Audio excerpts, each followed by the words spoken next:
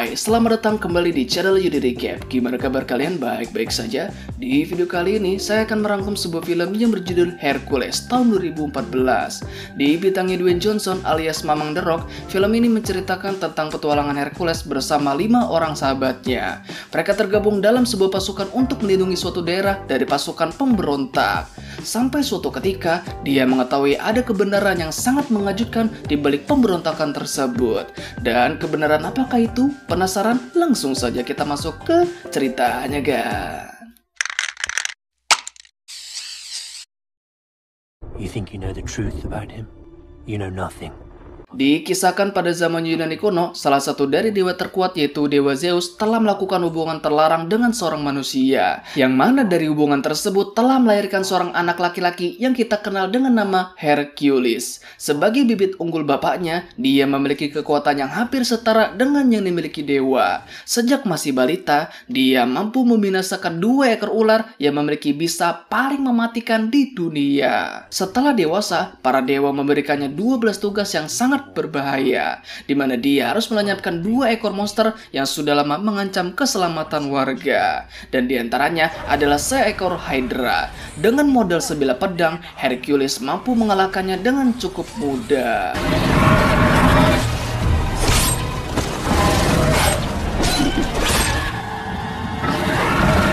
Selanjutnya adalah seekor babi raksasa yang dikenal dengan nama babi Etymantheia, di mana dia mampu membunuhnya dengan sekali serang. Di antara ke-12 monster tersebut, dia harus melawan seekor singa Nemea yang dikenal sangat buas dan juga tangguh. Dan bahkan tidak ada satupun senjata yang bisa menembus kulitnya. Namun, Hercules mampu mengalahkannya dengan merobek mulutnya sampai dia mati. Seiring berjalannya waktu, Hercules juga bekerja sebagai tentara bayaran. Bersama 5 orang sahabatnya, mereka sudah berkeliling ke penjuru negeri Yunani dan menghabisi 9 monster yang tersisa. Dan sekarang, mereka ditugaskan untuk melenyapkan kelompok kriminal yang sudah meresahkan warga. Terlihat, mereka semua dapat mengalahkan 40 orang sekaligus dengan sangat mudah.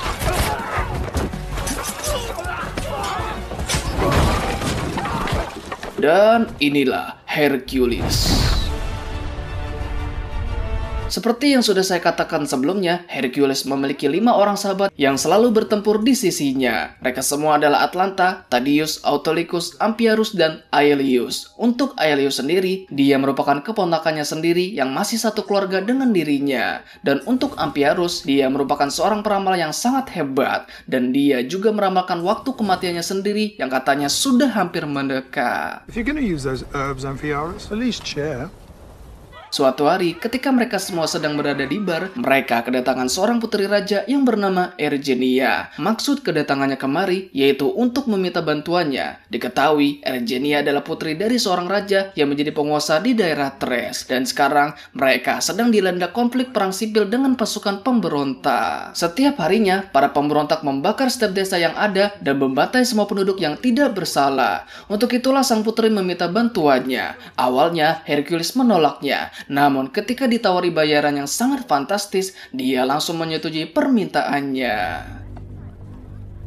Where are we going? Singkat cerita, mereka sampai di istana tempat tinggal sang putri. Di sana ada sebuah kuil dengan patung Dewi Hera yang sangat megah. Mereka juga dipertemukan dengan putranya Ergenia yang bernama Arius. Terlihat dia sangat mengagumi Hercules yang dikenal sebagai manusia setengah dewa.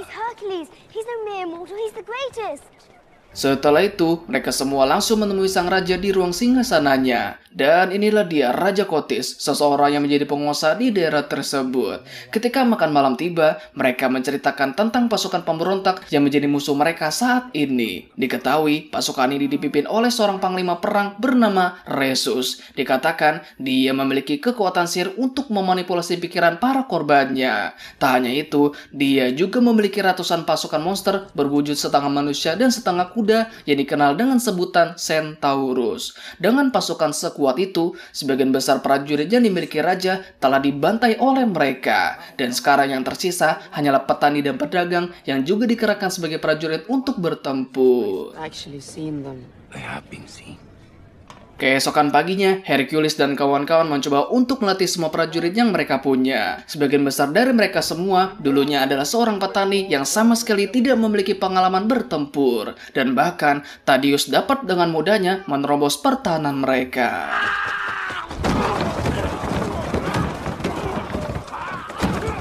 Kemudian, Hercules menemui sang raja yang sedang berdiskusi dengan seorang pengintai. Dia mengatakan kalau pasukannya Rhesus sedang bergerak menuju ke wilayah Besi, yang merupakan tempat tinggalnya suku Besi yang dikenal sangat ganas dan juga brutal. Namun mereka semua sangat primitif dan mungkin bisa dikalahkan dengan mudahnya. Untuk itu, Kotis berniat untuk membantu mereka, karena jika mereka sampai kalah, istana mereka yang akan menjadi target selanjutnya. Namun, Hercules memperingatkannya kalau pasukan yang dimiliki sekarang sama sekali belum siap untuk berperang. Akan tetapi, Kotis sama sekali tidak memperdulikannya, karena dia yakin Hercules yang berada di pihaknya dapat membawa kemenangan.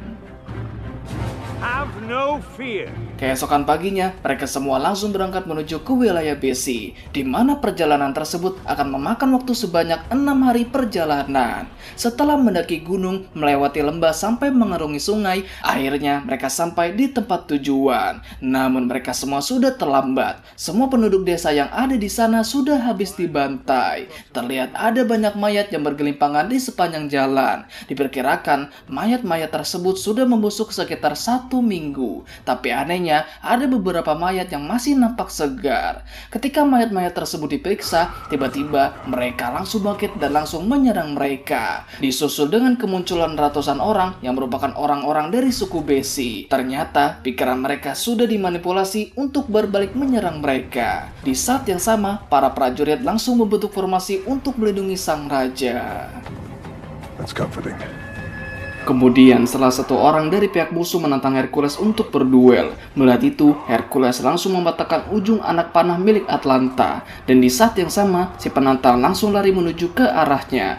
Ketika dia sudah berada di hadapannya, Hercules langsung meninju kepalanya sampai dia modar. Terlihat di kepalanya tertancap ujung anak panah yang sebelumnya dipatahkan oleh dirinya. Melihat itu, semua prajurit seketika langsung bersemangat. Dan rasa takut yang sebelumnya menyelimuti mereka seketika langsung menghilang. Di saat yang sama, pasukan musuh langsung maju ke depan dengan barbarnya. Tak tinggal diam, Hercules dan kawan-kawannya juga melakukan hal yang sama dan membunuh sebagian dari mereka dengan cukup mudah.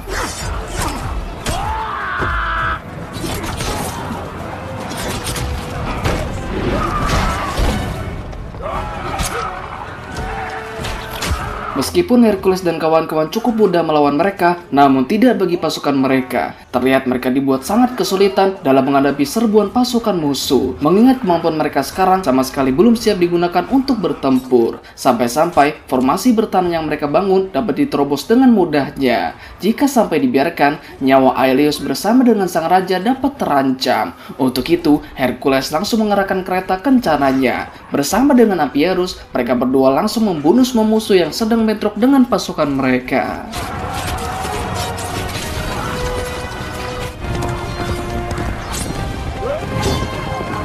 Dalam sekejap, puluhan musuh yang sedang merapat dapat dibunuh dengan sangat mudah, sampai di mana mereka dapat dipukul mundur dan langsung kocak-kacir dibuatnya. Dengan ini, pertempuran tersebut dimenangkan oleh Hercules dengan pasukannya. Namun, harga yang harus mereka bayar juga sangat besar, di mana setengah dari pasukan mereka telah gugur dalam pertempuran tersebut. Setelah pertempuran selesai, para tabib dikirim kemari untuk mengobati prajurit yang terluka. Di antara mereka ada sang putri yang juga ikut bersama dengan mereka. Terlihat dia sedang mengobati luka bacok yang ada di tubuhnya Hercules. Sembari mengobati, mereka berdua sempat berbincang tentang kehidupan pribadi mereka. Namun ketika sang putri menanyainya tentang istri dan anak-anaknya, Hercules sama sekali tidak menjawabnya dan terkesan menghindarinya. Thank you for your care.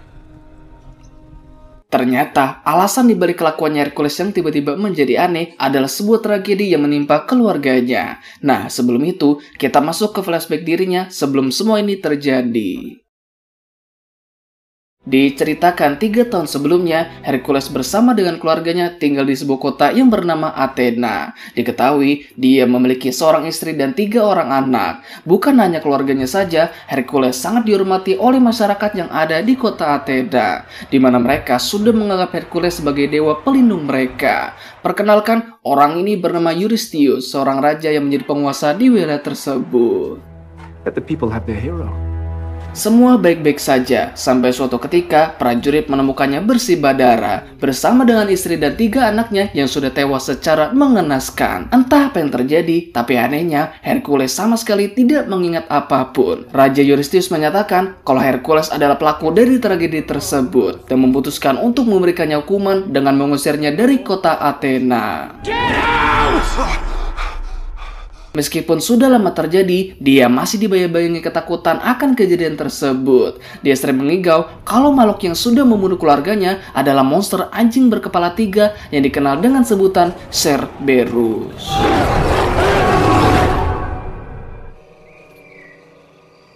Keesokan paginya, Hercules dan kawan-kawan melatih semua prajurit yang tersisa. Mulai dari melatih mereka cara menggunakan busur, sampai menggunakan pedang dan juga tombak. Tak hanya itu, masing-masing dari mereka diberi perlengkapan yang lebih bagus dari sebelumnya. Dikatakan semua perlengkapan tersebut terbuat dari anggota tubuh ke-12 monster yang pernah dia kalahkan sebelumnya. Setelah beberapa hari sudah berlalu, mereka semua telah menunjukkan kemajuan yang sangat pesat. Dan bahkan mereka cukup kuat dalam menahan serangan yang dilancarkan oleh Thaddeus. Setelah semuanya siap, mereka semua melanjutkan perjalanan kembali. Sesuai informasi dari intel mereka, pasukan Rhesus berada di sekitar pegunungan Astychus. Sesampainya di sana, mereka sama sekali tidak melihat perkemahan musuh. Namun tak diduga, dari arah perbukitan muncul sekelompok Centaurus yang sudah siap menyerang mereka. Di saat yang sama, muncul pasukan Rhesus yang datang dari arah hutan, di mana jumlah pasukannya 3 kali lebih banyak dari jumlah pasukan mereka. Dan ternyata, sekelompok Centaurus yang saat ini sedang kita lihat, rupa-rupanya hanyalah pasukan penunggang kuda. Di antara mereka ada orang yang menjadi pemimpin pasukan mereka. Dan inilah dia Rhesus, panglima perang yang memimpin pemberontakan tersebut. You've made your choice.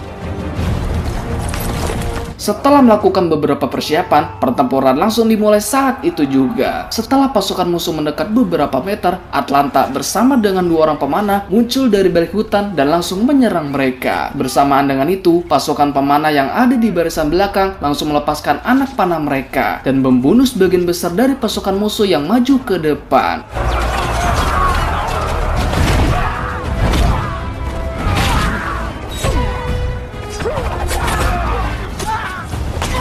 Sejauh ini, mereka hanya menggunakan formasi bertahan dalam pertempuran tersebut. Berkat latihan yang diberikan, mereka menjadi lebih kuat daripada sebelumnya. Sebaliknya, pasukan Rhesus yang jumlahnya 3 kali lebih banyak berhasil dikalahkan dengan cukup mudah. Terlihat mereka semua berhasil dipukul mundur dan menyisakan Rhesus yang masih berdiri menghadap mereka. Di saat yang sama, dia langsung melaju ke arah Hercules untuk langsung menyerangnya. Akan tetapi, Hercules sama sekali tidak bergeming. Bahkan, dia mampu menjatuhkannya dengan sangat mudah.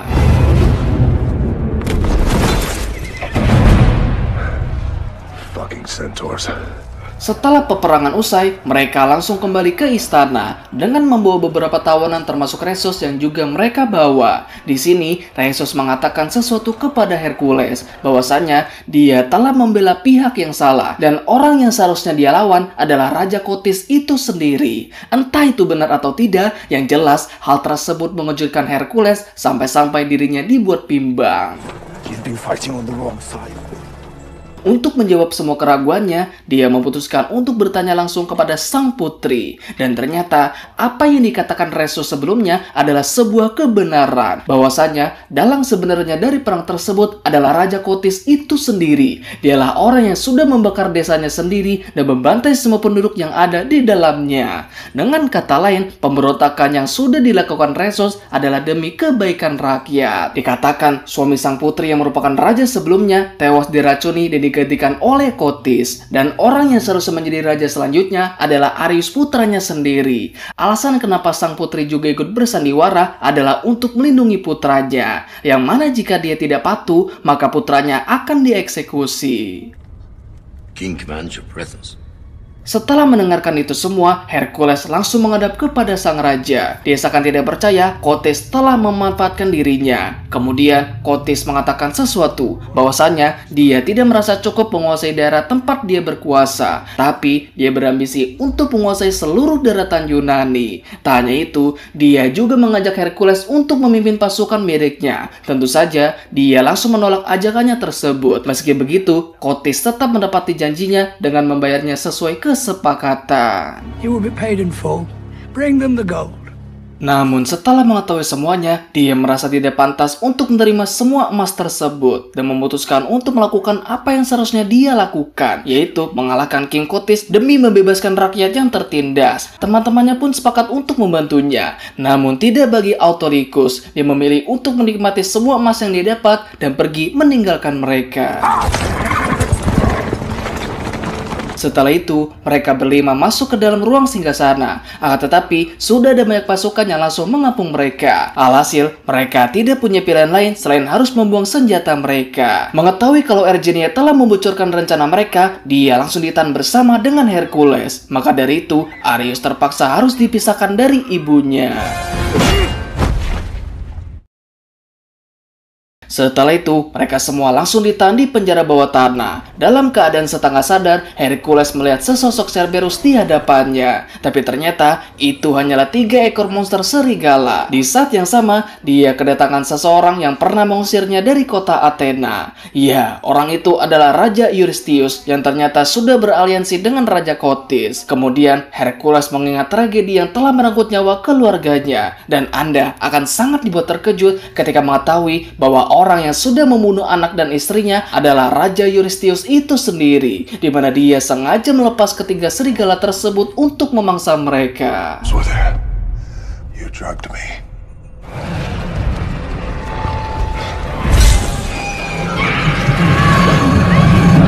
Setelah itu, Kotis berniat untuk mengeksekusi mereka semua, di mana orang pertama yang akan dieksekusi adalah Ergenia putrinya sendiri. Tak ada satupun dari mereka yang sanggup menolongnya. Begitu juga dengan Hercules yang tidak bisa apa-apa. Namun di tengah keputusasaan tersebut, Amphiaraus mencoba untuk menyemangati Hercules agar dia bisa bangkit kembali dan melakukan perlawanan. Tepat di saat Algojo mau memenggal kepala sang putri, Hercules langsung bangkit kembali dan menyerang si Algojo.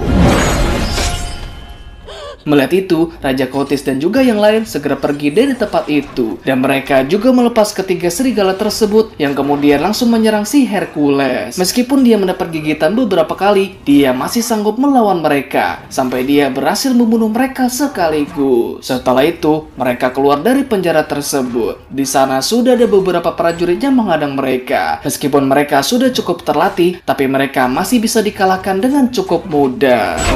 I'm going after Eurystheus! Setelah itu, Hercules mengajar Eurystheus sampai ke ruang singgasana dan berniat untuk membalaskan dendam kematian anak dan istrinya yang sudah dia bunuh. Setelah dilempar ke kursi singgasana, Hercules langsung menusuknya tepat di jantungnya, dan itu membuatnya langsung tewas saat itu juga. Tiba-tiba dari arah belakang, sang jenderal berhasil melumpuhkannya dan berniat untuk langsung menghabisinya. Tapi untungnya, si keponakan langsung datang menyelamatkannya. Well done, warrior. Setelah itu, mereka semua langsung bergegas keluar untuk mencari keberadaan Areius. Sesampainya di luar, mereka sudah dikepung oleh pasukan raja yang sudah menunggu mereka. Kemudian, Kotis memaksa mereka untuk segera menyerah, karena jika tidak, Areius akan dia eksekusi tepat di hadapan mereka. Tapi untungnya, Autolycus datang menyelamatkannya, dan kesempatan itu digunakan Areius untuk segera lari ke arah mereka. Di tengah sekumpulan anak panah yang sedang berterbangan, Thaddeus mencoba untuk melindunginya. Namun sayangnya, dia terkena satu anak panah yang menancap di tubuhnya. Tak menyerah, dia pun tetap maju ke depan untuk menghabisi mereka. Sampai di mana dia tertembak belasan anak panah yang menancap di tubuhnya. Dan itu membuatnya langsung tumbang seketika.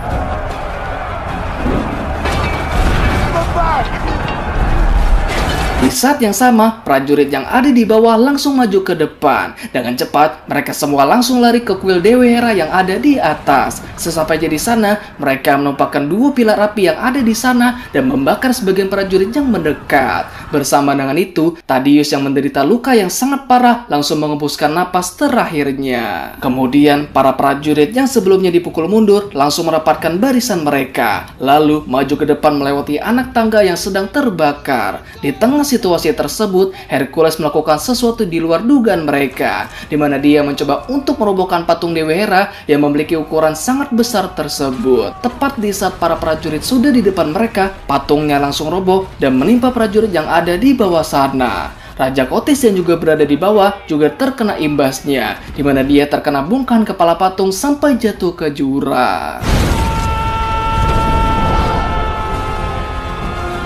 Setelah melihat kekuatan yang sebenarnya dari sang legenda, semua prajurit langsung bertukuk lutut di hadapannya. Dan mereka memanggil namanya berkali-kali sebagai bentuk dari penghormatan mereka kepadanya. Dan film pun selesai.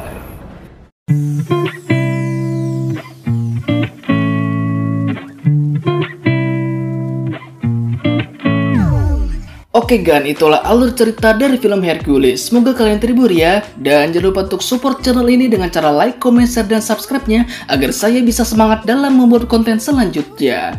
Terakhir saya ucapkan terima kasih dan sampai jumpa di video selanjutnya. Bye bye bye.